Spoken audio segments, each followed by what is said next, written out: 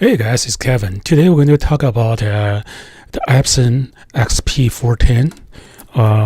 What you can do if one day your printer display that a part of your printer service life is up, and contact Epson for support. What happens is whenever you print, you do the printhead cleaning, Epson going to dump some waste ink into something called a waste pad.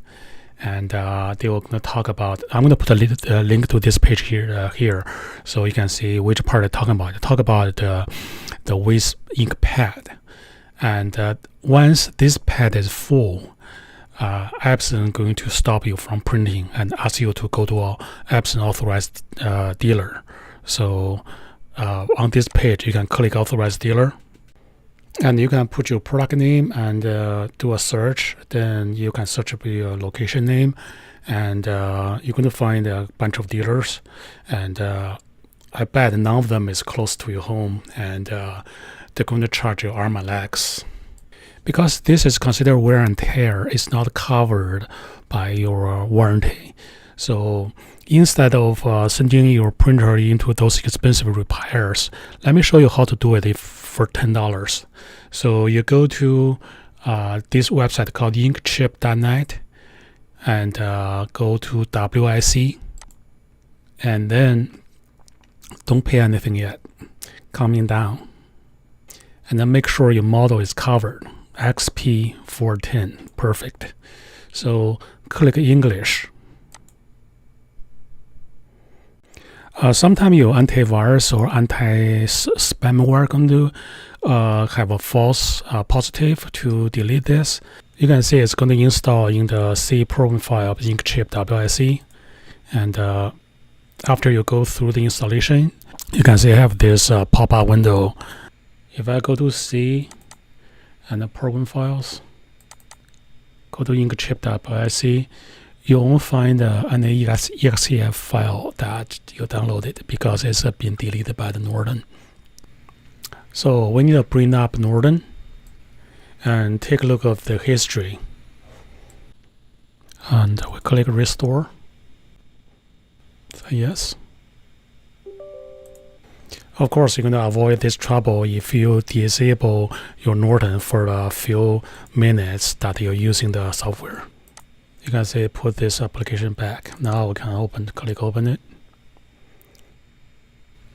And you should be able to see your printer on the drop-down menu. And that's why I told you earlier that do not buy it before you see this. And also click read. If it cannot read your ink tank, it cannot reset it. So it now can read the ink tank level, and we're ready to buy it. Oh, by the way, there are other companies can do this, but I keep using Inkchip. There are two reasons. One is their key is super cheap, and if you are a high volume user, you can get like 5 keys for $6. And the second one is they have really good contact support. So not many companies they put in their Telegram and Weber link here, so you can talk to them directly, and they've been really nice to me and solve lots of my problems. That's why I recommend them.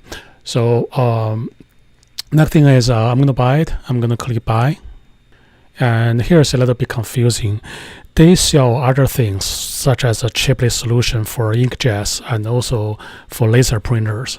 And the WIC is just one of the programs they sell.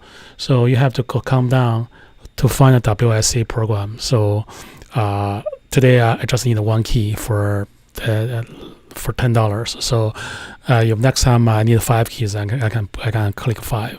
So add to cart, and then I'm going to check out. And now instead of read, we click reset, and we're going to paste the key.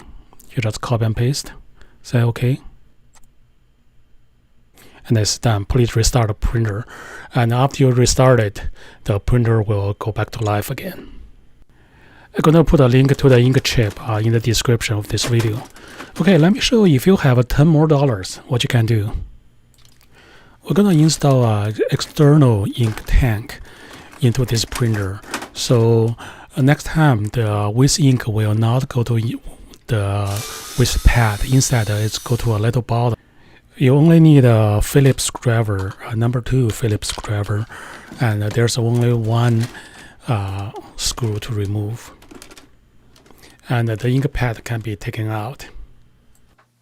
We're using this almost new printer for demonstration, but yours will be super dirty and it's all soaked with ink. Here's where the ink comes out, and it's a soft rubber tube. We're going to use some tools from bchtechnologies.com. Again, you don't have to buy those. If you have something that you can retrofit or something you can use. And for today, we go to accessories. Waste tank. It's not a recycler waste tank, it's the waste tank. And you can see there are a whole bunch of things. Today we need this guy, 3mm to 4mm dual connector. This is definitely you're going to need this one. And for the tube, we're going to use a 2 feet 2.5mm tube because that small rubber tube is 2.5mm. And also we're going to use a little bit of Velcro, and we're going to use a jar. Or basically, I'm using this whole kit. If you already have a jar or you have tube, you don't have to buy everything. We're going to attach the tube to the connector first. Then you're going to push that connector into the rubber hose. You're going to worry that the tube going to go inside or not, and just push straight and push all the way in. It's going to attach securely. Now we can wire the tube through that little gap between the power supply and the case, and put a little piece of tape to secure it. Now you can throw away the old ink pad. You don't need this anymore. Now every time the printer cleans itself, it's going to dump ink into this jar. Once you get the jar is full, just take the jar out and dump in the sink. Use the warm water, wash it clean, and put it back. And totally reusable, totally environment friendly. I hope you enjoyed this video. Visit us at www.bchtechnologies.com or locally at Greensboro, North Carolina. Cheers.